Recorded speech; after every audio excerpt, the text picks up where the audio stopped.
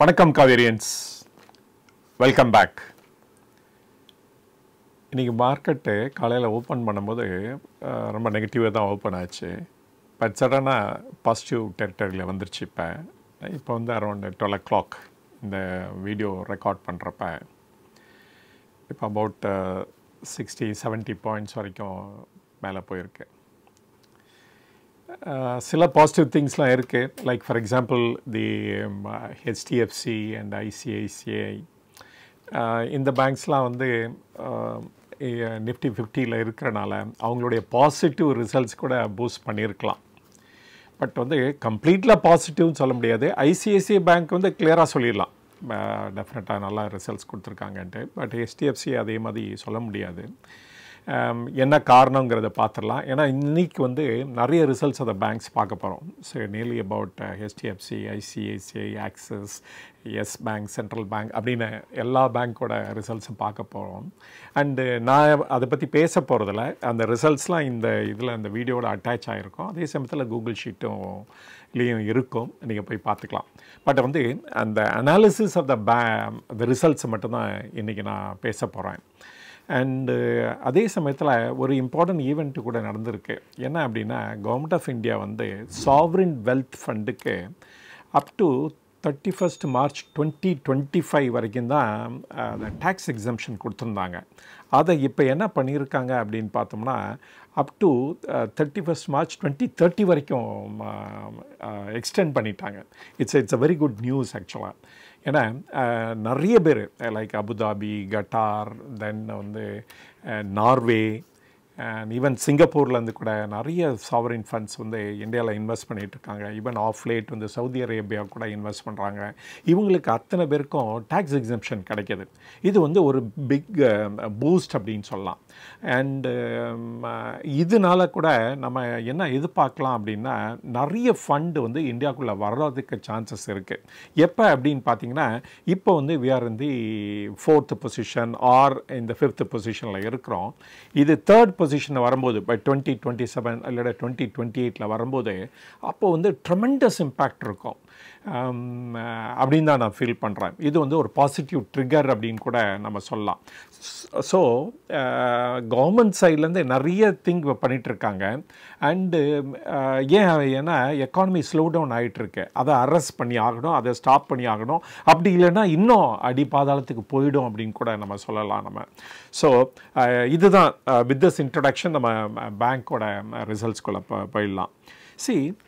ஹெச்டிஎஃப்சியாக இருக்கட்டும், ஐசிஐசிஐ பேங்காக இருக்கட்டும், ஆக்சிஸ் பேங்காக இருக்கட்டும், அண்டு ஆர்எஸ் பேங்க் அண்ட் சென்ட்ரல் பேங்க் எல்லாருமே என்ன மாதிரி என்வாயன்மெண்ட்டில் இப்போ ஆப்ரேட் பண்ணுறாங்கன்னு பார்த்தீங்கன்னா, தட்டு இன்ட்ரெஸ்ட் ரேட்டு குறைஞ்சிட்டே வந்துட்டுருக்கு.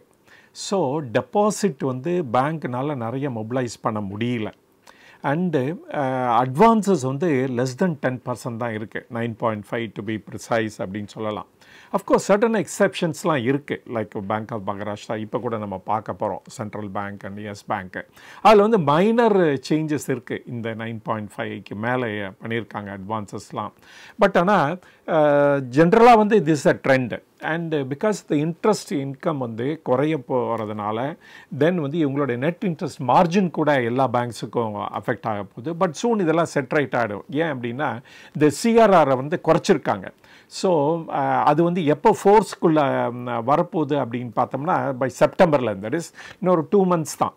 அண்டு அது வந்து வில் இம்ப்ரூவ் ட்ரெமெண்டஸ்லி. அதே சமயத்தில் ஆர்பிஐ கவர்னரோட இன்டர்வியூ பார்த்திங்கன்னா ரொம்ப பாசிட்டிவாக சொல்லியிருக்காரு. நிறைய சேஞ்சஸ் கொண்டாட போகிறதாகவும் சொல்லியிருக்காரு.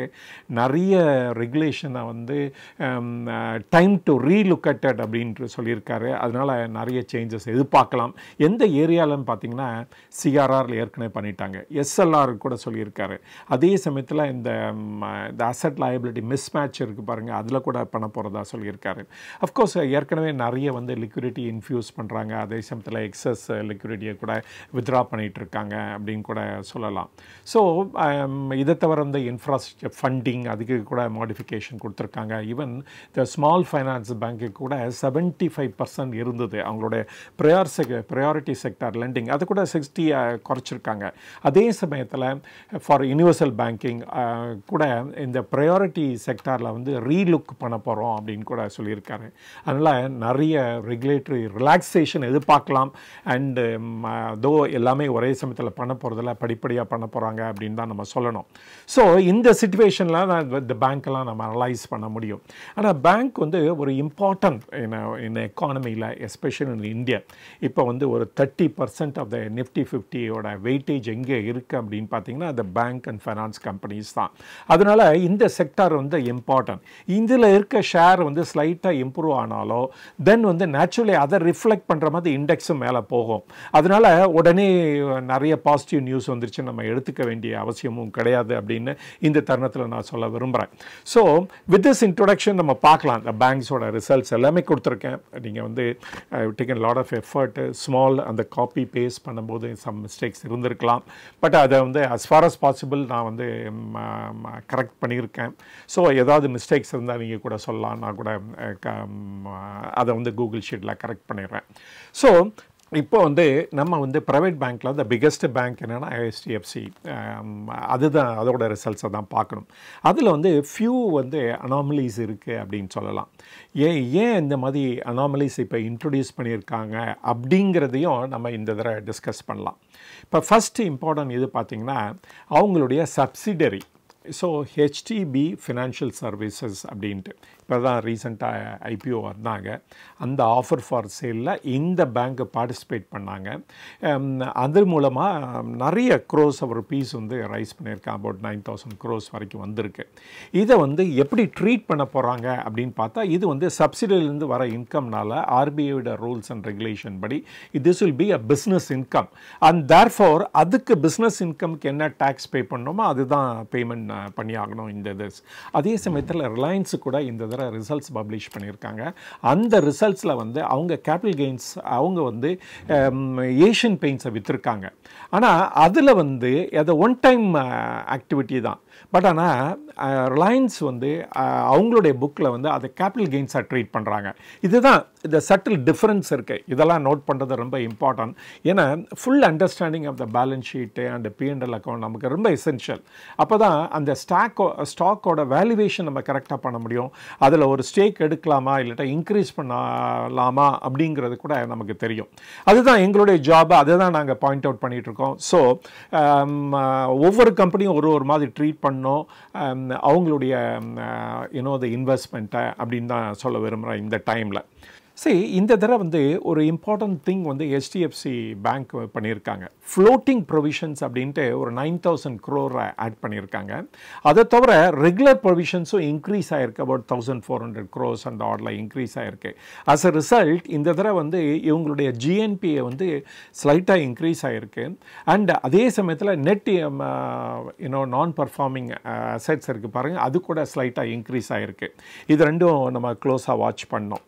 எப்பொழுதுமே இந்த நான் பர்ஃபார்மிங் அசெட்ஸ் வந்து இன்க்ரீஸ் ஆகுது அப்படின்னா அது வந்து ஒரு நெகட்டிவ் ஃபார் த பேங்க் அப்படின்னு தான் சொல்லணும். அண்ட் டெஸ்பைட் இந்த மாதிரி நிறைய இன்கம் வந்தப்போ கூட there is selling HTB financial service வந்தால் கூட இவங்க வந்து சர்டன் என்ட்ரிஸ்லாம் பாஸ் பண்ணியிருக்காங்க. ஸோ அதனாலேயும் சர்டன் ப்ரொவிஷன்ஸ்லாம் இன்க்ரீஸ் ஆகிருக்கு அப்படின்னு சொல்லணும். நம்ம ஏன் இந்த மாதிரி பண்ணியிருக்காங்க அப்படிங்கிறது தான் இப்போ நம்மளுடைய கொஸ்டின்ஸ். அது ஏன் பண்ணியிருக்காங்க அப்படின்னா அவங்க எக்ஸ்பெக்ட் பண்ணுறாங்க சம் கைண்ட் ஆஃப் ப்ராப்ளம் வரலாம் அப்படின்ட்டு. அதுக்காக இப்போயே ப்ரொவிஷன் போட்டிருக்காங்க. இது அலவுட் பார்த்தீங்கன்னா இட்ஸ் அலவுடு. அதே சமயத்தில் இதோட ட்ரீட்மெண்ட் எப்படி இருக்குன்னா இந்த ப்ரொவிஷன்ஸ் வந்து ஒரு ஃப்யூச்சரில் நடக்க போகிற ஈவெண்ட்னால இதுக்கு எந்தவித இன்கம் டேக்ஸும் கிளைம் பண்ண முடியாது. அதுதான் முக்கியமாக நம்ம நோட் பண்ண வேண்டியது இருக்கும். ஸோ இதுதான் இம்பார்ட்டன்ட். இதனால் இந்த பேங்க்குக்கு வந்து நிறைய பெனிஃபிட்ஸ் கிடைக்க போகுது இந்த மாதிரி ஆக்டிவிட்டீஸ்னால. 1-2 நான் சொல்கிறேன். நான் சொல்லாதது என்னங்கிறத நீங்கள் பாயிண்ட் அவுட் பண்ணி சொல்லுங்கள். அது வந்து இது ஹெல்ப் யூ. இந்த பேங்க் இந்த மாதிரி the ப்ரொவிஷன்ஸோ இல்லாட்ட இந்த மாதிரி ஆக்டிவிட்டி பண்ணும்போது அந்த பேங்க்கோட ஃபினான்ஷியல்ஸை அண்டர்ஸ்டாண்ட் பண்ணுறதுக்கு இது ரொம்ப யூஸ்ஃபுல்லாக இருக்கும் அப்படின்னு நான் ஃபீல் பண்ணுறேன். இந்த மாதிரி ஃப்ளோட்டிங் ப்ரொவிஷன்ஸ் போகிறதுனால என்ன பெனிஃபிட்டு அப்படின்னு பார்த்தீங்கன்னா, இப்போ வந்து ஒரு சடனாக ஒரு அதர் இன்கம் வந்து பூஸ்ட் ஆகிடுது ஃபார் த பேங்க்கு. ஏன்னா பை செல்லிங் தி சப்சிடரியோட ஷேர்ஸை. அப்போ வந்து இப்போ வந்து நெக்ஸ்ட்டு குவார்ட்டரில் ரிசல்ட்ஸை பப்ளிஷ் பண்ணும்போது என்ன ஆகும் அப்படின்னா, தென் வந்து அந்த குவார்ட்டரோட ரிசல்ட்ஸ் வந்து ரொம்ப டிப்ரெஸ்ட் மாதிரி இருக்கும் compared to the previous quarter. Otherwise next year நான் அனலைஸ் பண்ணும்போது கூட இந்த இது வந்து ரொம்ப ஹையாகவும் அது வந்து ரொம்ப லோவாகவும் இருக்கும், டெஸ்பைட் இந்த பேங்க்கோட பர்ஃபார்மன்ஸ் இம்ப்ரூவ் ஆகிட்டே இருந்தால் கூட. ஸோ இதை அவாய்ட் பண்ணுறதுக்கு தான் இந்த ஃப்ளோட்டிங் ப்ரொவிஷன்ஸ் போட்டிருக்காங்க அப்படின்னு சொல்லலாம். ஸோ இதுதான் மெயின் காரணம் அப்படின்னு நினைக்காதீங்க. இதோட இன்னொரு காரணம் இருக்குது. அந்த காரணத்தை தான் நீங்கள் சொல்லணும். அதை வந்து வித் எக்ஸ்ப்ளனேஷனோட சொல்லுங்கள். தெரியாதவங்களுக்கு நான் கமெண்ட்லேயே கொடுக்குறேன் நான்.